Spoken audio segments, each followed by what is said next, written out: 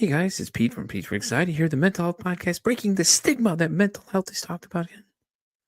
Welcome in today's episode. Before we get started today, we need to cover a few things really quick. Let's talk about the Pete for Anxiety Patreon first off. It's only $1, guys. $1. What does $1 get you? $1 gets you into the exclusive episodes I am recording currently. I'm actually focusing on certain different diagnoses of things to show you guys what it actually looks like as it manifests in a person. So why not for $1, judges? Yeah, they said $1. I just checked with them too. See, they said it was okay. It was $1 anyways. Let's also talk about the Oracle Talk Radio Networks app. In case you can't be here live listening to me, watching this video, supporting the show, you can listen to it on the radio app. Why not? It connects us live to our 365 radio. Just go to your app stores and download the Oracle Talk Radio Network. You'll see the big old Oracle Talk Radio Network app logo right on there. Download it and it'll connect you to me, 10 a.m. Central Standard Time, 3 p.m. Central Standard Time, to Pete for Anxiety when I'm live doing my thing right here, informing the world and raising mental health awareness. So where are you going to be? 10 a.m. Of course. Come on. We just talked about this. Pay attention for once. Damn. Do y'all know how to listen? And as always, guys, like, follow, and share the YouTube channel. If you guys like what you're seeing, leave some comments, man. We want to know. I want to know if you like what we're on. You want to be on the show? Let me know. Hit me up at PeteVersusAnxietyPod@gmail.com. And as always, guys, enjoy the show. And by the way, did I mention to like, share, and subscribe to the YouTube channel as well? Yeah, okay. I just want to make sure because some of y'all are hard of hearing in the back, may have to yell louder or get a megaphone or something. But, anyways, let's get today's show started. Y'all have a great one. Enjoy. Hello, and welcome into another exciting episode of Pete vs. Anxiety, the mental health podcast, breaking the stigma that mental health is talked about. My guest today is a certified somatic training, trauma-informed coach, a relationships expert, and a fellow podcaster. She hosts the podcast You Have the Power, The Road to Recovery from Trauma and Narcissistic Abuse, the one, the only, Darla Ridilla. How are you doing today? I'm good. How are you doing, Pete? I'm really glad you brought me on. Thank you. I'm so glad you're here. So why don't you give everybody a little bit a background of yourself, and then we'll get into an interesting conversation today. Yes. So I just to start out, I came from a very dysfunctional home. So I didn't have a really good relationship with my father. And so not only did I have a narrative inside of me that I didn't deserve love, there was also a comfort zone of dysfunctional relationships. And so as an adult, that played out. I always were attracting emotionally unavailable men, including 3 narcissists. And 2013, I almost took my life, came within a hair's breadth. But that was actually the beginning for me, because when I made the decision to surrender to my circumstances, that's when the universe kind of just brought everything into my life and people came into my life and I started my healing journey. So almost a year ago now, I quit my job to be a coach specifically for trauma and narcissistic abuse, which is what I do specialize in still. I got a certification in somatics and trauma-informed coaching. And we can talk about that more if you want to later. And then I've been kind of morphing a little bit as I've been dating differently this past year. I realized that I'm really more about self-love. Yeah. While that heals the narcissism, we have to have a good relationship with ourselves in order to have good relationships with others. Yeah, and it's funny you say that, narcissist, because we talked about this off air a little bit. My ex was a big narcissist, and I think dating afterward, and you could attest this, it's just tough because you don't know what to trust at that point. After 3 of them, for you especially, it had to be hard. Yeah, I mean, I have to say the second one, I really beat myself up because one of the things I was attending a support group at the time, and she told me, don't beat yourself up. They're really good at what they do. They're really good. And it's hard to spot them sometimes in the beginning. And I started to notice a pattern, which now I pay attention to, is when they come on strong, they seem to love bomb, give you lots of gifts or attention. My hackles go up now, where before I got sucked in, Right. Yeah. Yeah, I know exactly that. There was somebody when I was in between there that was just like that. She'd give you a lot of gifts. And then all of a sudden, when you didn't do something or say something they didn't like, they just started getting real angry and started getting nasty with you. And then they were nice again to you. And it was like, oh, yeah, I had my senses already kicked up on that one because I was like, oh, no, we're not doing all that. No. And my ex now, we had kids with, so now it's very interesting now because now you have to try and co-parent with this person, and that's tougher than anything because everything you do is weaponized against you. Like, she'd always say, "Oh, I wouldn't do this or I won't do that," and then when the kids decide to move in with her, it's like now they don't want to talk to me because she's basically told them that I'm the devil, basically, like Bobby Boucher's mom used to tell him, "Girls are the devil," kind of thing like that. She's telling them that I am, and I'm just sitting here like, okay, well, eventually they're gonna figure out what the real reality of this is. I'm just gonna sit back here and just kind of play it out as best I can. It's a rough ride, but it's a ride. Yeah, absolutely, and that's exactly what I would say to someone, who would come with me. I'm fortunate. I had no children with any of them. The daughter that I do have was with a man that was not a narcissist, thank God. But I have come across women that are experiencing what you are, that the narcissist will turn the children against them. And what I observed in one of my support groups is that the mother just continued to be the best mother she could, love Hmm. those kids, took the higher road and let them figure it out because they do hopefully eventually on their own. I mean, maybe not all of them, but I think the majority of them do. Yeah, yeah. The thing she did was just like, "Oh, I'm gonna buy all these expensive gifts for you, this and that, da, da, da, da," all these things, and I'm just like, mm-hmm. I'm just sitting back like I just didn't do that because I was just like I didn't have the money to do it because I'm raising three kids on my own.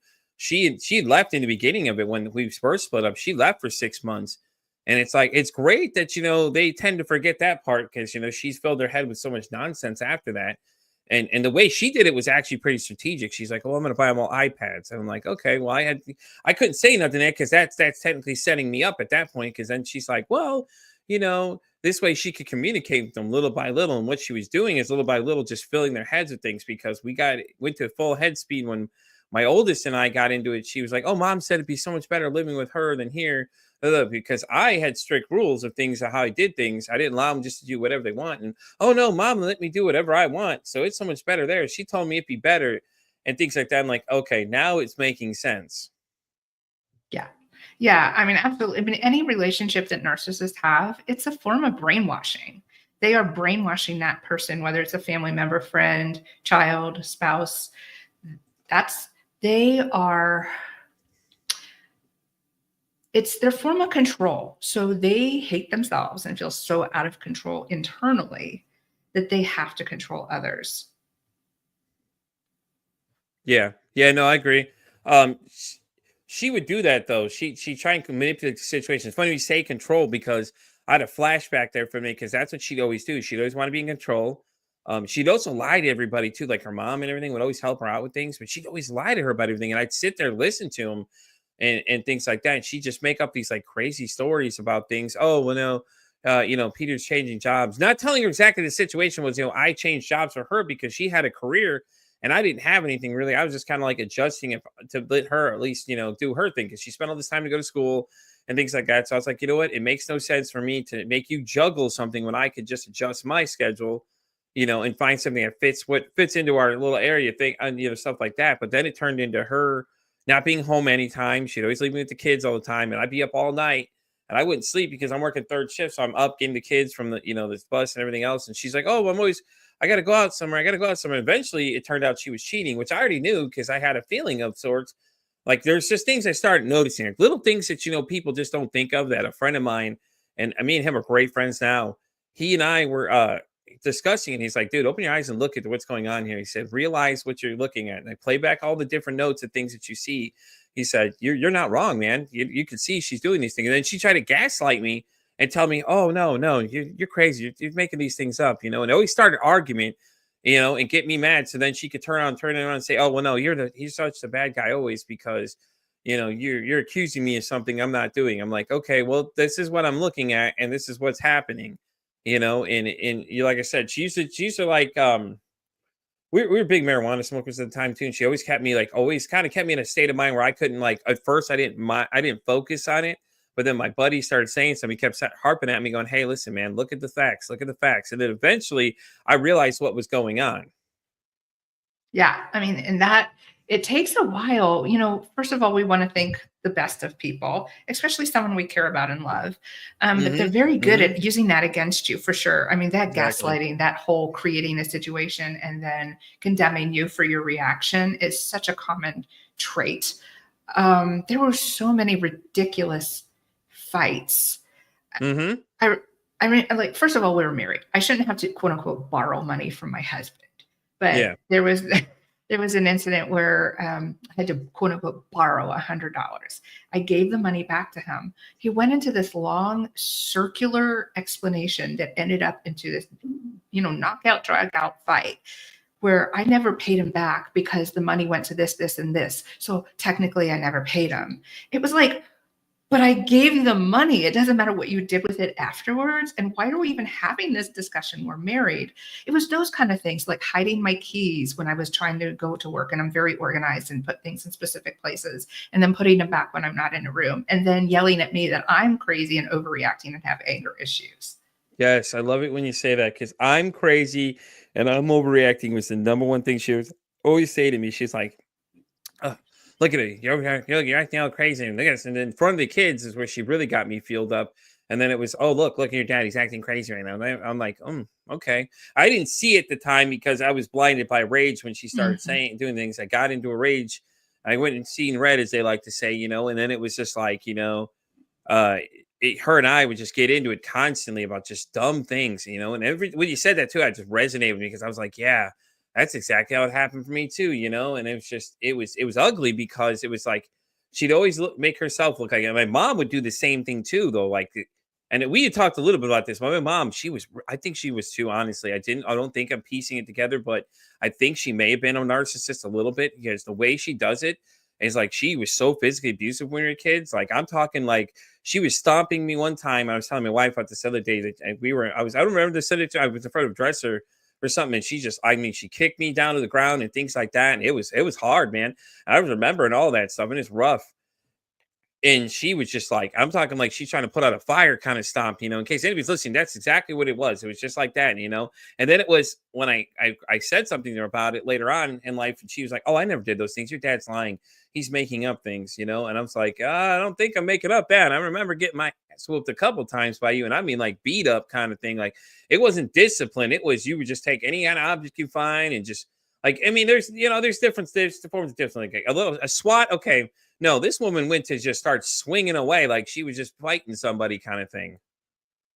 Yeah, and I think not that I'm minimizing the partner that is the narcissist, but I think when there's a parent, particularly the mother, that to me, that was not my experience. My mom was not a narcissist, but Yeah. as a child, you're depending on this woman for your Mhm. survival. You can't afford to fight back, let alone think bad things about her. And the psychological damage that that does. I've worked with women that are in middle age 60s that are just starting to stand up to their narcissistic parents for the first time, and the guilt that they feel because they've been trained not to do so. The other thing too that came to mind was when she denied it. They live in this delusional world. I think sometimes they believe their lies. Yeah. Yeah. I had an ex who had beautiful blue eyes, and his driver's license said they were hazel. And when I questioned him, like, what is that? What is that? And why is your driver's license say hazel? Oh, because I have hazel eyes. I mean, he was so delusional that he kept insisting. And I'm like, whatever. Okay. But that's a minor example, but they Yeah. create it. Yeah. Yeah. Yeah. She would just like, she'd make up things and say, oh, well, she would make me feel like I'm the one crazy. Oh no, you didn't do that. I never did that. No, I never did that. And she was always a big drinker too. Like, she drink a lot too, Mhm. and like things like that. And she do like Baileys and stuff in her coffee in the morning. I know a lot of people don't think of it as a real big thing, but it's every day she's doing this. And it's like, yeah, it's a little too consistent from that, and things like that. And then she actually abandoned me when I was 10. That's a real thing. I think that's to the point where I was just done with her after that point. And I stopped talking to her for a little bit later on in life when I had my first daughter. She and I just didn't talk for a long time. And we don't really talk much now as it is, because I just like, every time I talk to her, I get that sense in the back of my neck, my hair starts standing up. It's like I get real nervous and anxious on the phone with her. And it's like, I know if I were to try to talk to her about it, I'd be the one that's crazy again. And I'm just like, I don't like it when I feel like that. And that's a real trigger for me, is when people start to make me feel like that, or I feel like it's a situation like that. I'll start getting real tense and start getting real defensive and start really angry, because I start having those flashbacks in my head of, like, my ex and then my mom, and when she abandoned me when I was 10, I didn't realize how much damage it did, and you don't think about it. You just know it happens. She left me there. I was alone for an hour waiting for my dad to come home to come get me, even though she knew he wasn't there. And then all of a sudden, then she wanted me to come back home because she found out that, hey, well, I'm not going to get child support from him. So now I need to, go ahead and start piling it on and try and get him to come back. And I was like, no. And at that point, I was just like, I was done. So, I was like, I don't have time for this and I'm not going to stand for it anymore. And I think that's why I took my stance right there is when I was so young. And ever since then, I've always been standoffish. Like everybody else is like, oh no, you should call mom. You should call mom. No, mom can pick up the phone and call me. This phone works two ways. Like I can call her all day, but if she don't call me, then I don't know what to tell her. I'm not gonna try and bridge this relationship right now. Yeah, totally. And we're talking about this that sometimes with family members, we have to make some tough decisions that people aren't going to agree with. Hmm. And I am a firm believer that family members do not get passes. If it's a dysfunctional relationship, I'm not saying everyone should be cut off because that is a really personal, painful decision, and it comes with a lot of consequences. Yeah. Um, but when dealing with them is interfering with our peace and they're not willing to do something about it, sometimes we have to protect our peace. Yeah. And regardless, it drives me crazy, to be really honest, when people do that. Oh, you should call your mom, that guilt trip thing. I Hmm. just want to shake them. Like, really? Were you in my home? Did you see what she did when my dad grabbed me by the neck and Hmm. he did other things and she stayed out of the room on purpose? Were you there? Yeah, Because exactly. yeah. Yeah, I agree with you on that one. It was a lot of people are trying to tell me, oh, you need to call her. And my brother and my other sister, he's not my brother. They lived with her for the longest time, all the way through high school and everything like that. I did decide not to go back. I decided to take my own path, and I've been on my own ever since.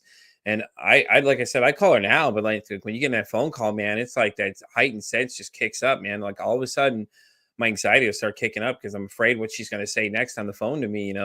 And it's always an awkward conversation. I think she knows it too. And then she's always telling everybody, oh, well, I want to have a relationship with your brother. Yeah, well, why don't we talk about what happened first, because like now all these things I deal with now and all these problems I'm having now are all coming from that issue, that. And then, the other narcissistic, my ex too, as well. So I deal with her on a constant basis. But now I'm learning with her and I'm starting to see the reality of the nonsense she's pulling because, like, me and her had a conversation the other day, and I just kept kind of giving her one word answers, and she's just getting so ramped up. And normally I would respond. So credit to my wife who told me, she's like, you got to think about how you're approaching this thing.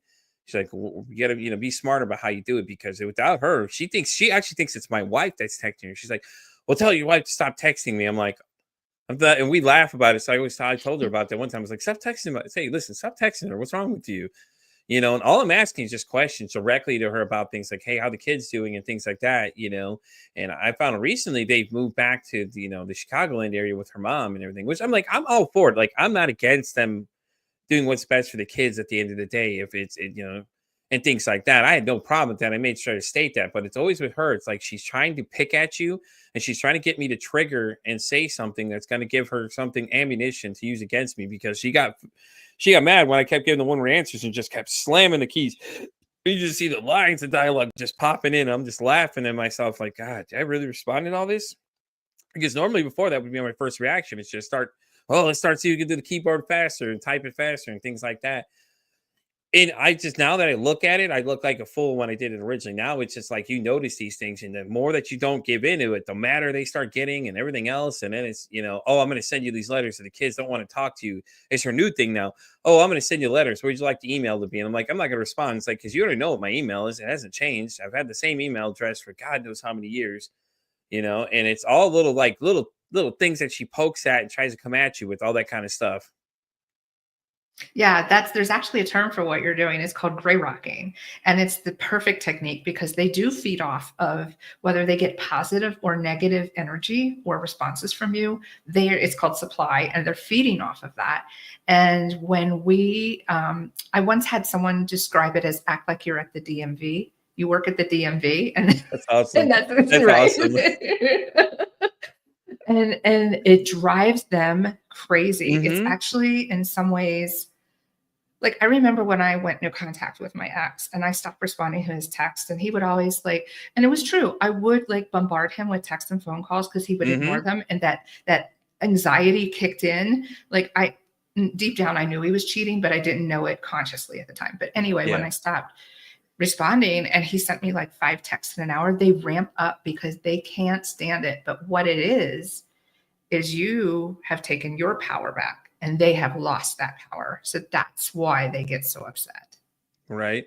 And it's as soon as you said that too, it's like, yeah, that's exactly what it was. It was like, let's get into the texting world so you can say more faster. And it's just ramping up. And then, now I'm learning with text messages, as I had to learn this year, I had to learn, with text messages, when you send them, don't expect them to come back right away. Cause I had a real bad habit of doing things like that. And it was just like, if somebody didn't answer right away, I'd start blowing up their phone or start calling them, acting like they didn't hear the answers or whatever. So now I'm learning how to just like once you send that message, understand that message ain't coming back as fast as you want it to be unless the other person's already waiting for your text or something else like that. So it's something I learned and I'm learning as I go, because now when I send them, I like my anxiety would start kicking up. Like I'm like, oh shit, what are they doing? What are they doing? What are they doing? And they could be doing nothing at the time. They're literally doing something else and like, oh, I'm busy doing something else. They to tell you that, but it doesn't matter because anxiety, as we know, just starts feeling up that mind, starts going, man. My brain starts kicking up, starts going up hyperdrive and starts thinking things and starts, inventing new stories in my head. And it's one of those things I'm starting to learn how to handle it better because, with my wife and I were like that too. It's like I text her and I do the same thing. Like she'd answer. Sometimes I call the phone or whatever and things like that. And when I start doing therapy, then I start realizing that, it was something I was doing. It was not a good idea, and I didn't realize I was doing it until it got pointed out to me. And then my therapist and I were talking about it. She's like, well, remember, when you send those text messages, don't expect them to come back. You should expect it to be like an email. You send an email off, it doesn't mean the email's coming back right away. Just get ready for it not to come back. And he's like, she's like, you just need to take a deep breath, just relax and understand when you send that message, you better be ready for it not to come shooting straight back. And don't start calling them and start blowing their phone up because they didn't answer you and things like that. And it's little by little, it's getting easier for me. But there's sometimes I'll send them, in the heat of a conversation or something I'll say, and my anxiety starts kicking up, and I got to keep talking myself down, like, hey, listen, man, let's take it easy, let's chill, let's not do anything, and things like that. Yeah, absolutely. And it's a skill, for sure. And something that came to my mind too is not even if someone is a narcissist, but in like the dating world, I just a few days ago had something happen, and I don't know if this person is a narcissist or what their deal is, but sometimes when we wait to respond, their response or lack thereof tells us everything we need to know about that person. I had someone that I met just a week ago and exchanged numbers. And next thing I know, I'm getting a text saying, hey, I was at karaoke. Hey, I was listening to some live music. Hey, there's karaoke over at this place for just an hour. Come on over. Well, I ignored the text because I just met you like 30 Right. minutes ago. I'm not going to drop everything I'm doing. And so I did respond the next morning out of courtesy. Hey, thanks so much. I couldn't make it. I can go next week. Dead silence. So to me, that's a red flag. I don't know what's going on there, but that's, Yeah, that kind of reminds me of my dating days, man. It was interesting. I met one girl told me she would cosplay for me, whatever I want, and then one wanted to read everything in my phone, and I'm like, you can look, but ain't nothing in there to find. Like, I'm not hiding anything from you. I'm the right. last person to hide something from you. I don't care. I'll let you look through it now. My wife now doesn't even look through it, and I don't look through hers because it's just like it's a trust thing. It's like I'll just at this point, it's just like if you want to look at it, you really can. You're just going to see a bunch of nonsense written down or different thoughts or 10,000 different notifications from everything that I'm on that I post all my social stuff on. It's not like you're really going to find anything.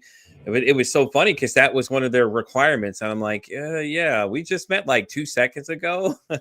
Yeah, I don't think so. But I mean, if that's really what your problem is, like I could see it. Maybe you've had bad relationships in the past where that's happened. But yeah, I don't know about all that. It's a little strong of a starting an opening statement on this one. How can we start with hello first? Not hey, let me look through your phone.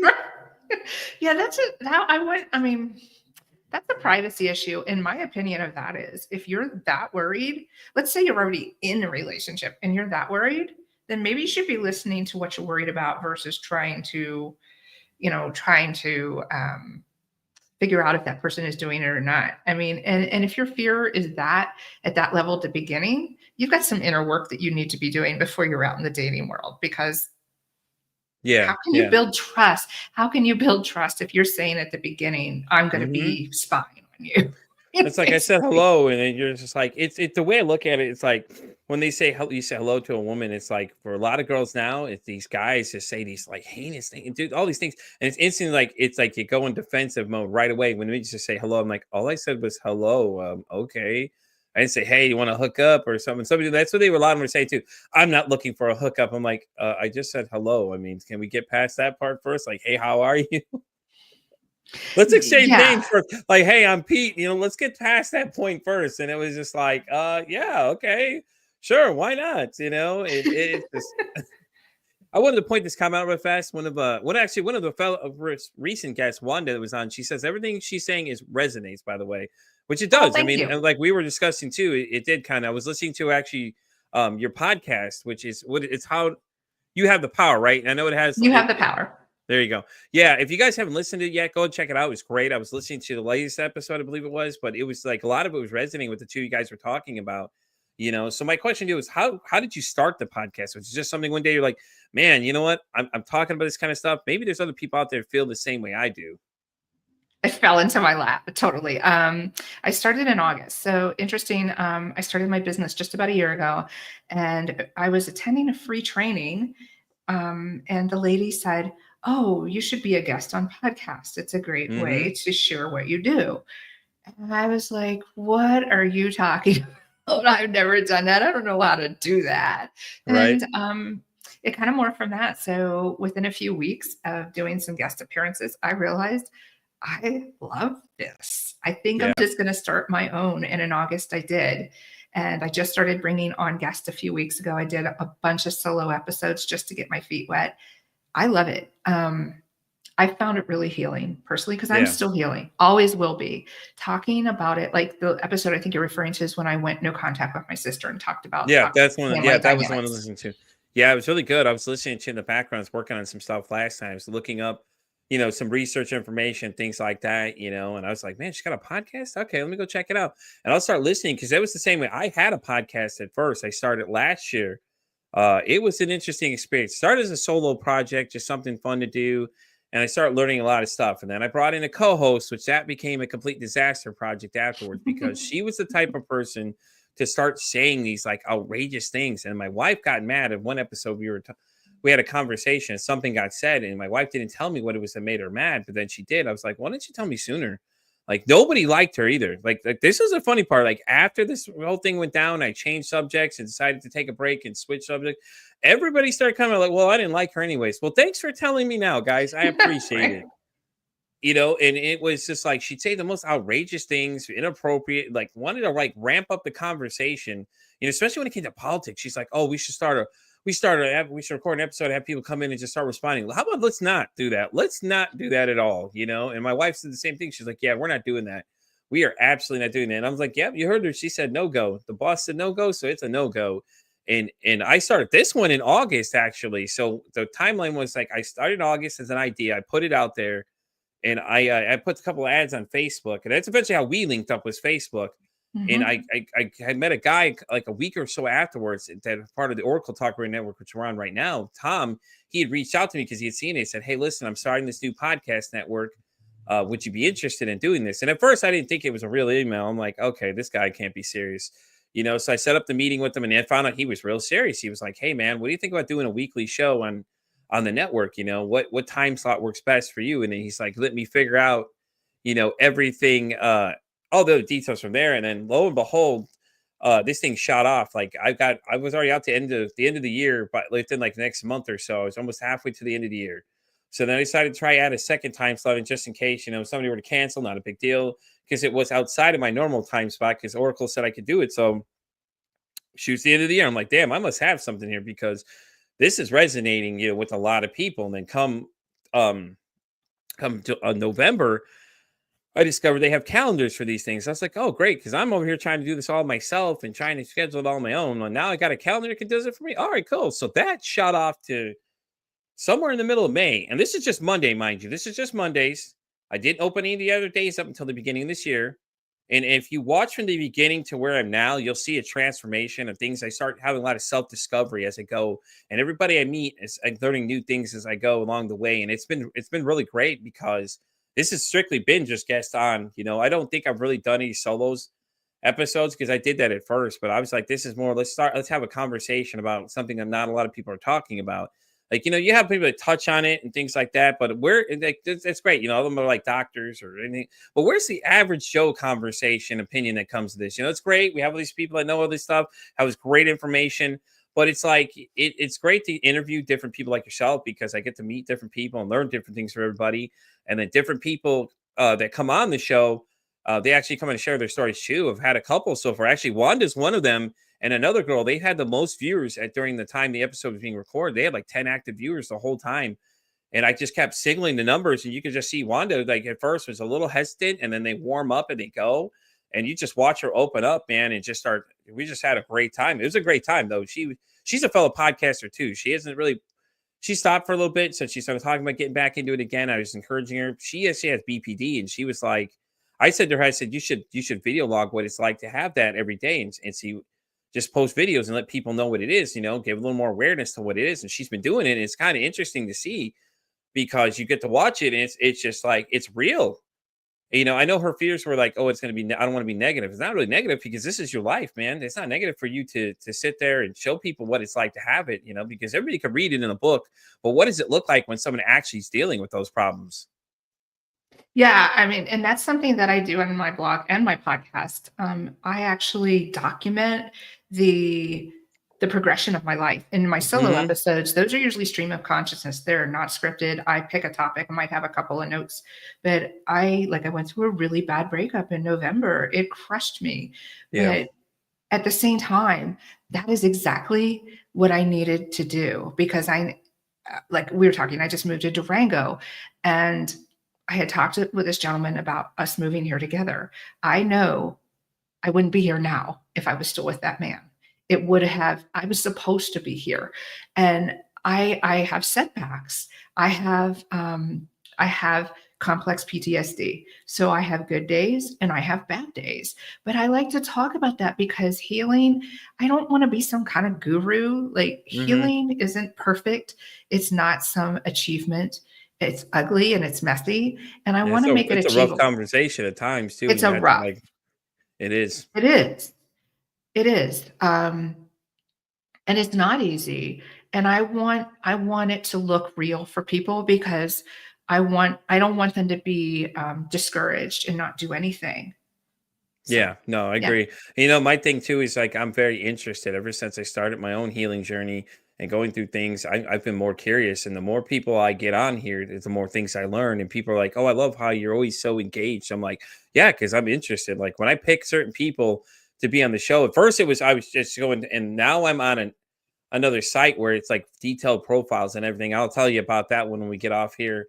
But it's called Podmatch, and I got details on all this stuff for it. But it's like they have these like detailed guest profiles, and I'm going through. It's like you're like a kid at a toy store, man. You're looking through all these things. You're like, oh, these are so exciting, and in the thrill is like you get to pitch them, or they can pitch you basically. So, I go on there, put my podcast profile on there, things like that. When people say they're like, oh, I listened to one of your episodes, I just like it still shocks me because I'm like, wow, people are listening to this. Heck, I even found out my own brother listens to this, and I was shocked. And I thought he was listening to it. I'm like, me and him don't talk as much, because he's always busy and I'm always doing my own thing. And we've never really had a real close relationship, but we still kind of talk here and there.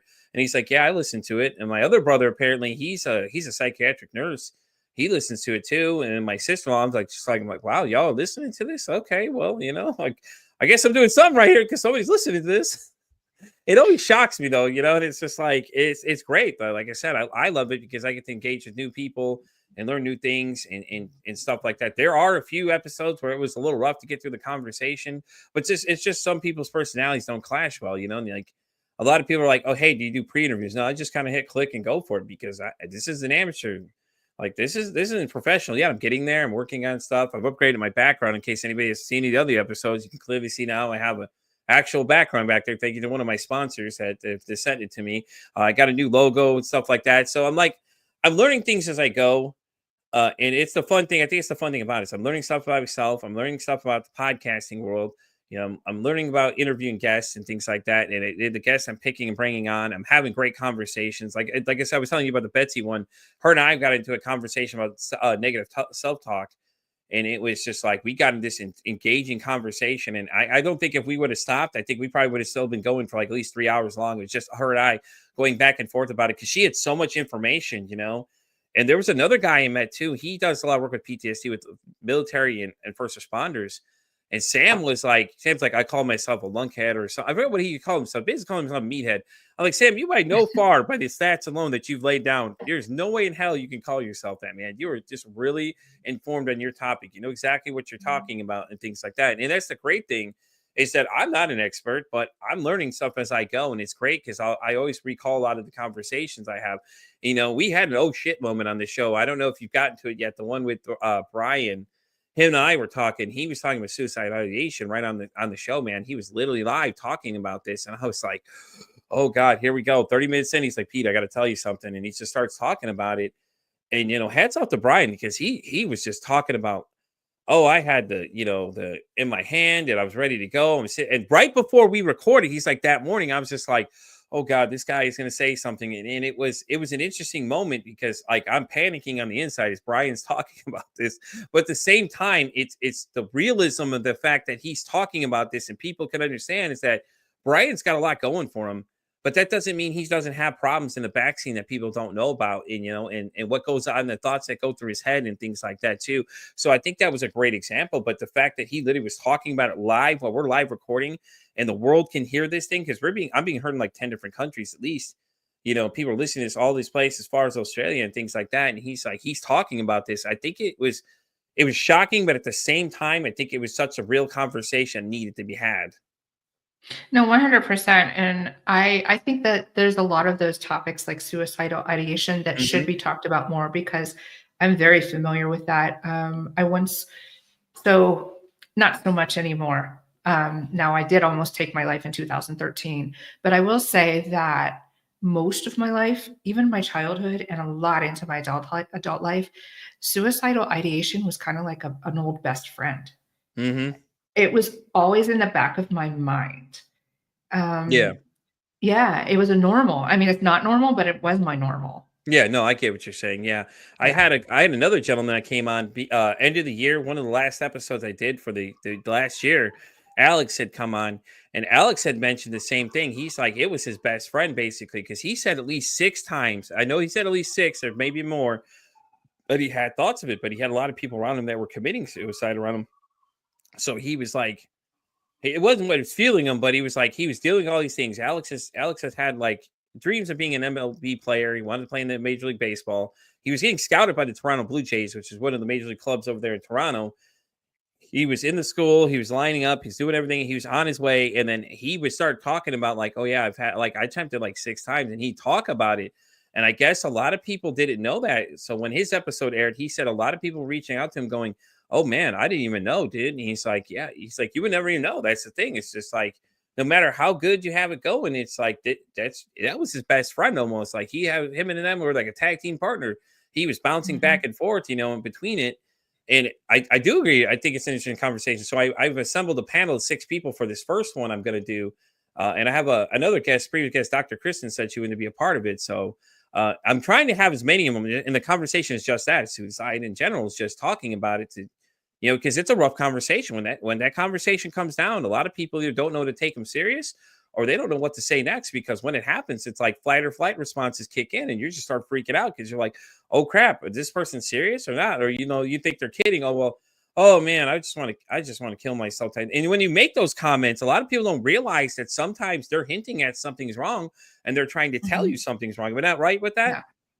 Yeah, so it really is a cry for help. If you're telling people, that's the cry for help. It's when you're in the moment where you're gonna do it and you're not telling people, and I've been there. I've like there's nothing anyone can say in that moment. Now, for me, the realization goes back to our conversation earlier where Mm-hmm. um, my ex was telling everyone I was crazy. That's really Mm-hmm. the only thing that stopped me. I won't be here to defend myself.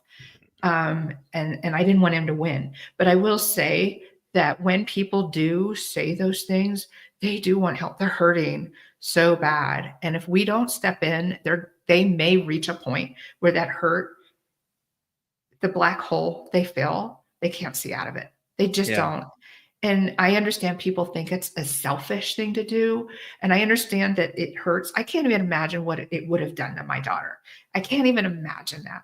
But in that Yeah. moment, you're not thinking about that. And I think it's just a person hurting so bad they don't know what else to do. Yeah. Yeah, I could agree. I was in that situation. I lost everything. And this is right after we broke up, and it was for the better. But she took my car.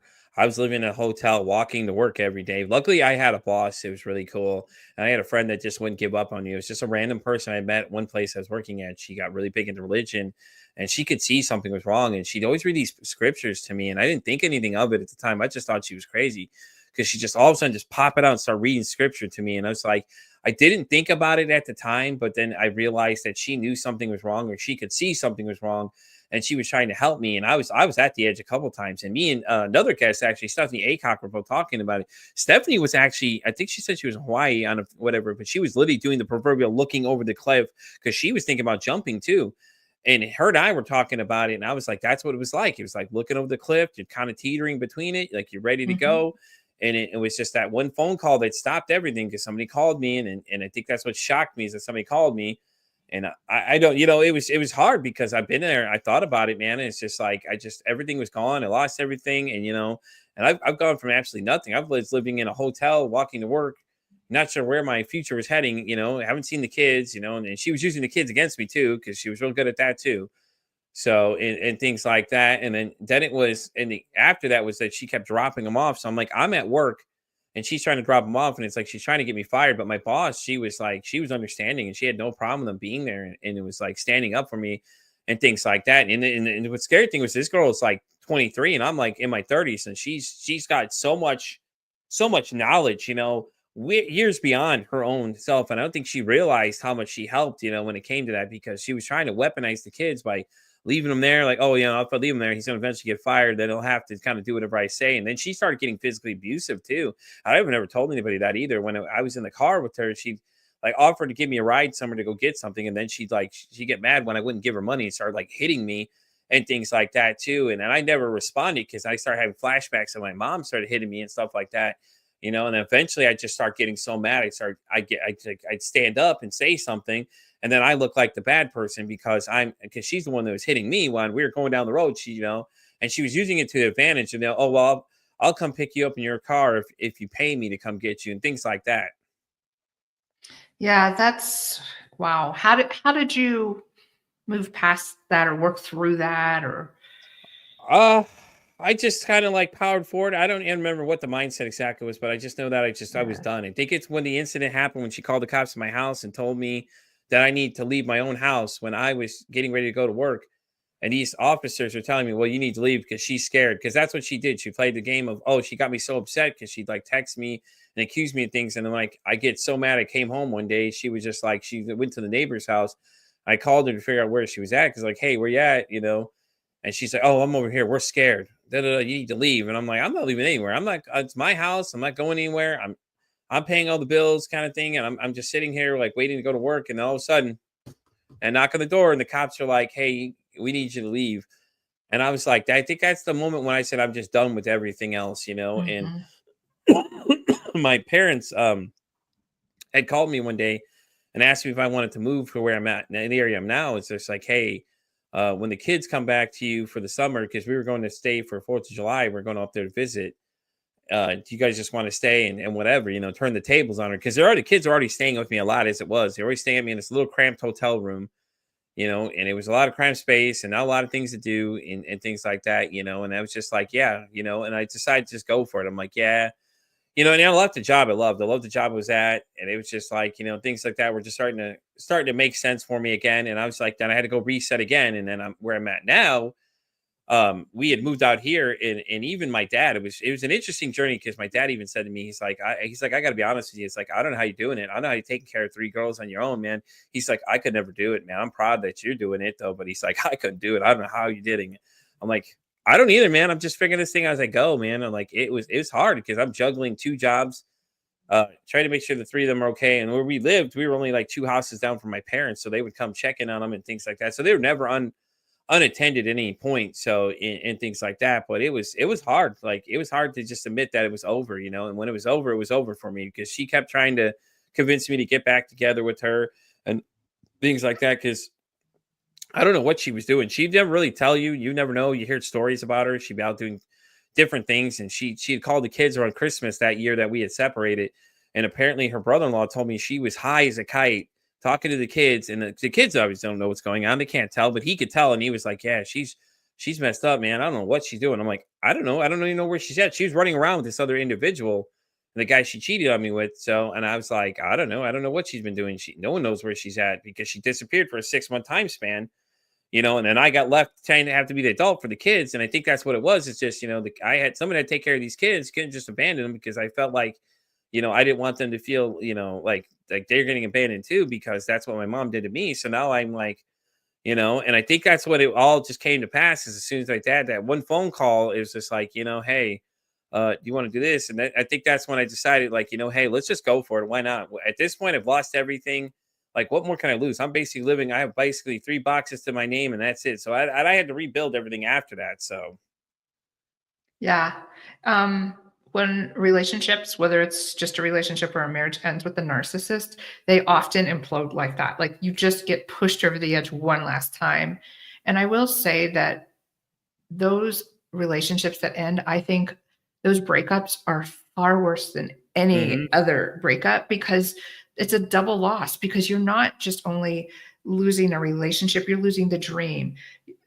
The hardest part for me is when I realized my ex-husband wasn't even real. Like, it was real to me. Yeah, Like, the whole 10 years I was with him was a facade. It was an act on his part. And I had to not only grieve my own dreams, but I had to grieve. It was almost like being in a coma and waking up and dreaming this relationship and waking up and realize, oh, that never happened. That was yeah, so hard to deal with. yeah. I bet it was. It's rough though, man. It's hard for Mhm. people that don't see it. I've had a couple friends that realized what was going on, and one of them, he almost literally went insane because he was trying to help me get out of it because he knew something was wrong, and he and I eventually almost got into it like a fist fight because all he was doing was trying to help me, and she was turning me against people and weaponizing me, and started telling me and filling my head with all these lies and things like that. So my own family members didn't really like her either, and they didn't like her from the beginning. My dad and her have gotten into it several times, and I think what was fueling us together was just like trying to stay together for the kids, you know. And I didn't realize it at the time, but it was really what it was like. It's like, you know, that whole thing where they say don't stay together for the kids, Mhm. because we were trying to stay together, and you know, and it's just like she was causing all these problems instead of me waking up to the reality of it. You know, I just, you know, I just didn't realize it, and it caused so many fractures for me between people and I. And I talked to one of them, one of my friends. He talked to the other one. He really doesn't want to say anything to me right now at all. So he's still on the outside looking in kind of thing. And I know I had a real close friend I had made when I was working down there. She and I were talking, and that's when the really, when this beginning started, got interesting. You know, just to backpedal a little bit. She said that during she'd hang out with her, which I was fine. That, you know, it's cool to have friends or whatever. She and her were got really close and were hanging out, and she was like, "Hey, why don't you go home? You have your husband at home, and he's over there taking care of the kids and stuff like that, you know." And she would always stay at her house long periods of time and didn't want to come home. And then eventually, what happened is my friend stopped talking to me, didn't tell me this situation till later on. Is that at the baby shower they were planning, because I remember they were planning a baby shower for the husband's sister. She was hitting on the husband during the whole thing, and I was like, "Oh, this is getting interesting now." And then one of her other friends afterwards had messaged me later on down the road and said, "Hey, listen, the reason we stopped talking was because I knew she was doing something wrong and I didn't agree with it. I told her that, hey, you either stop doing what you're doing because it's not right to him and just, you know, end it, or we're not going to be friends." Because I thought it was interesting that this girl that she was really close with, the two of them, and they worked together and things like that, all of a sudden just fell off because we were getting ready to go see their new house. And then all of a sudden, like, so, hey, what's up with, you know, Jade in her new house? And she was like, well, you know, I don't know. They stopped talking to me. Yeah, they stopped Mhm. talking to me. And it's like, now it makes sense of what happened. It's like, why don't you guys just come tell me what happened? And their stance was that they didn't want to be a part of it. I'm like, okay, I get that. I respect that. But you guys could at least came and said something to me. And it's like, hey, man, you need to open your eyes to what's going on here. There's something you need to, you know, you need to, or at least say something to me and let me know. So But yeah, it was interesting to find out all these things later on. It started making sense that, because I when we ended it, I thought I was the crazy one because she always gaslight me. And I have this weird voice in the back of my head, and I've never told anybody this either, though. I've had this weird voice in the back of my head. Not a lot of people know this, but I had a weird voice in the back of my head telling me I should just, end it all. You're not worth it. It's just like it kept telling me these things because she'd get me so stressed out, so ramped up that I was just tired of it. And then this voice started like talking to me in the back of my mind all the time, and I was always in a constant state of just high. So like I couldn't clearly think about things until my buddy started really kept harping me about it, and it was just like it was hard, man, because you got that voice telling you like, hey man, just go for it. You're not worth it.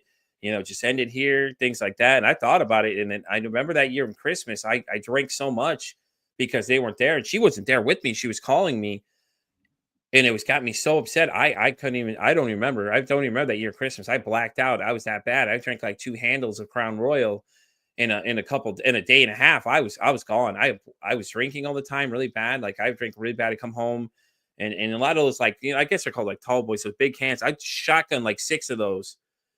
Some days it was 3 right off the bat and another 3 afterwards. And I go a line and like I'd start being verbally abusive to other people around me. And I was not a pleasant person to be around, man. And it was just like, I look back on it, like I destroyed so many friendships with people I knew because of the things I said, and I was just gone. And one guy, he didn't even deserve it. He was just like, he's like, dude, what's wrong with you? And I was just completely obliterated. I don't even remember any of the, I remember part of the conversation, but I don't remember exactly what I said to him. But it was not pleasant at all. Yeah. Un- the unfortunate thing is that a lot of people who are involved with narcissists, the end result is suicide. It's actually a very common result of that. They get in our head. That voice often, I wonder if it's subconsciously them. Hmm. They erode our confidence, our belief in ourselves, if we even had any to begin with. They erode it so badly and they mess with us so much. There is a loss of reality on our sides as well. Yeah. There's Yeah. so I look at pictures of myself in 2013 and I don't recognize that person. Yeah, me too. I Yeah. agree. I look at it, you see pictures of me and her, and I have a fake smile on, is what I call it. Or you want to see what a person looks like dead inside? It's like, look at this picture here, and Yeah. every time I look at them, it's just like those feelings come back. But I do have happy ones because when we had twins, so I have pictures of those. It's just me and them and things like that. I do remember those, but like every time you see a picture of the 3 of us together, there's one actually I can remember. We went on a birthday trip with hers, and I knew that I really had a problem. Is like I was drunk before anybody else got up that morning. We went to San Antonio and we went down to see the Riverwalk and stuff like that. And then I was slamming. Like I'm walking around with a cup like this size right here, and I'm talking almost Crown Royal right up to here, and a little Mm. splash of something else, and I was done. And I was like, I was up at like 6 in the morning for everybody else. I was, I couldn't sleep much either. So I wasn't sleeping much. I was up all the time, and I was really irritable. So we went on this trip and then, she just kept going. I forgot what it was. She kept harping me about because I was just joking around with the friends and she didn't like that. She didn't like I was getting along with them. So can't do that. No, no, we got to stop you from doing that. We don't want you to get close to these people because, they're enjoying your company. And I was drinking and I just kept going. I was hanging out at first. It was a good time. And then it was just because she was stressing me out so bad. I was done. Like I don't remember most of the trip, but I could tell you it was bad. Like I'm telling you, like 6 in the morning, I'm already slamming one of these things down. And they're like, damn, dude, are you already drinking? I'm like, oh yeah, yeah. And I was out of hand. And I think the other two knew what was going on. And it was funny though, because like I do have flashbacks of like when her sister would always say something. They were like, "Hey, stop treating him like he's your proverbial quote unquote bitch," because she'd always talk down to me and order me around and things like that. And I was very submissive to it at first, but now it's just like, I don't give in that easily to stuff like that. But at the same time, it was like I didn't think about these things that were getting said, and she got mad. She's like, "My sister told me to tell her stop treating you like you're my personal bitch and things like that," and kept telling her that, and she'd get mad, and I didn't piece it together. I wasn't looking thinking without saying I was trying to make it work, because we'd always argue about things because she'd never be again. She'd disappear with her friends. Like 3 in the morning, she'd disappear with her friends and go over to her friend's house. I'm at home with the little one, watching the little one when she's just disappearing and things like that. And I'm not saying anything about it. I don't think anything about it, and it's like I didn't help in those situations at first. And like as you start to look back at it, you see those pictures of things. It's like, and I remember that picture because it was the four of us all together and things like that. And I just had that flashback of what it was like. It was just like I don't really remember much of that weekend. I just know I was just gone. Like it was bad. I couldn't even tell you how I was acting or anything like that, and stuff like that. I went on autopilot almost. Like I don't remember it because I was so gone and I was so drunk. I like I said, it was pretty much a blur to me. But I do have like little some sunspots of things that come in and things like that. And it was rough too. Yeah, and I think, our nervous system for reacts. So there's that hypervigilance. You learned it as a child, now you have it in your relationship. And our nervous system is trying to cope. It's maladaptive, but it's our body trying to deal with the stress. And what's the fastest way to get rid of it is to down a bunch of alcohol. And Hmm. it's a very normal reaction. And you alluded to this earlier that a lot of narcissists also have substance abuse issues. Hmm. And I had a couple of them that went hand in hand. They had substance abuse issues. Um, the other thing that was fortunate for you is that some of your friends did see what was going on. That there was maybe one or two that did for me, but for the most part, he guarded his image outside of the house Hmm. like a rabid animal. And so when I did start to realize, it wasn't until a year after I left that I was in an abusive relationship and I started to share that, people didn't believe me because he was so good at maintaining his persona. And I was forbidden from speaking of what happened at our Hmm. home. And I was literally married to two different people. Yeah, There it's like was the Dr. Jekyll and Mr. Hyde almost. Yep. Yes. They never Yeah. saw how he treated me behind closed doors or when his eyes turned black in rages. And when he went after me verbally, it was mostly verbal abuse. They never saw that because I wasn't supposed to share that. All they Hmm. saw was, and of course, this happens a lot. They're seen as pillars in the community, which he was.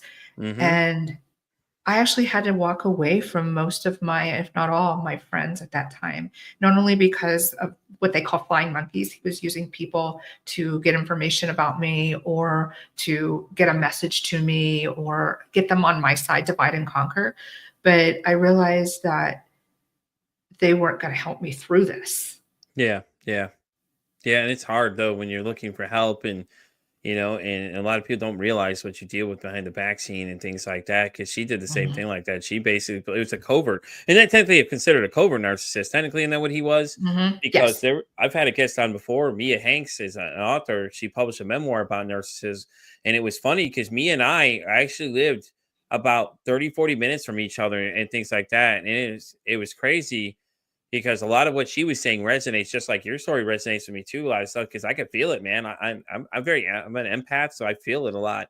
Like, but it's like it's so real because it's like I've been through it. I know what it's like. I know what you're talking about. And people that don't understand it, they'll usually say, "Oh, well, they don't believe it." Oh, well, things or they don't know what to say in those situations. So maybe you can give them some tips if they run into somebody like that. They can help them. Hey, these are some things you can do in case you run into somebody in this situation. Yeah. If you meet someone and they seem to come on a little strong, whether it's a friend or a potential dating, or if you're in a relationship where you're noticing, so there's a common pattern. First of all, this is the biggest thing to look out for. There's a cycle. It's called love bomb, Hmm. devalue, discard.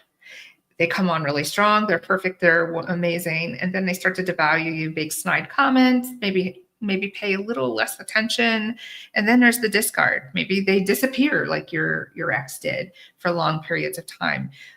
Mine didn't necessarily disappear physically, but mentally he did. He would Yeah. become very withdrawn, ignore me. He used silent treatment as a punishment quite frequently. But what happens is that cycle will start speeding up. It'll repeat over and over again, but go faster.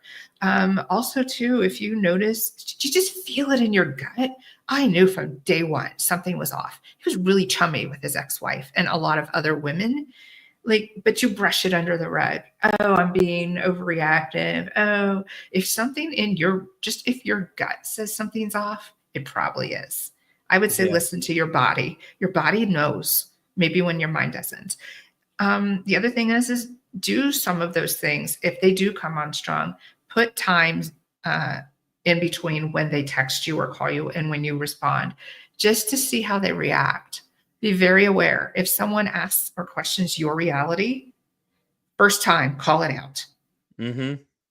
Yeah, agreed. And I Especially call it the out. questioning reality thing. Sorry, not to cut you off, but that's a really great No, go point. ahead. No, you're really good. That's all I had to say about that. I agree that that is a very good one, especially when they make you question reality, especially because that's what happened to me is that I started questioning reality, what was real and what wasn't real.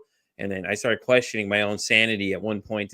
Like I thought I was going crazy because that's what they're doing. That's how they get their control on you and things like that.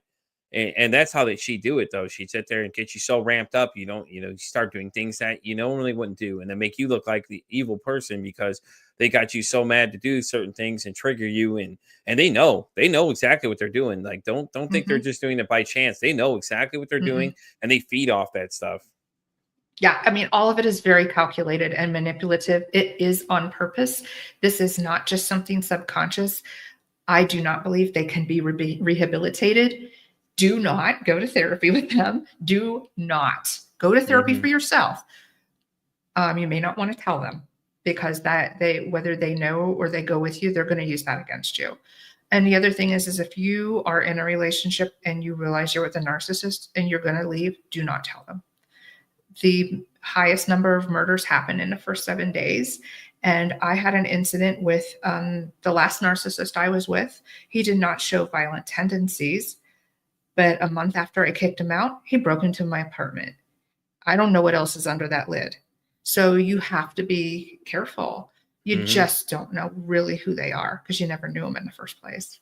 Yeah, yeah. Well, as we get ready to start wrapping up here, Darl, thanks so much for coming. I think this is a great conversation, and it was great to share a lot of that stuff with you because I feel like you and I we can relate to that together. After like I said, and guys, check out her podcast definitely. If you want to go ahead and plug exactly where people can find you and things like that, plug your podcast, all that stuff. Let them know how often you drop new episodes. Go right ahead.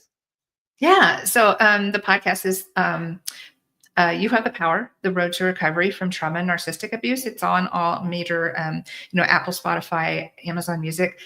The best place to go is my website. That's where everything is. My social media links, my podcast. So highvaluewoman.info. And you can go there. I drop episodes every Monday morning, 5 a.m. Mountain. They release.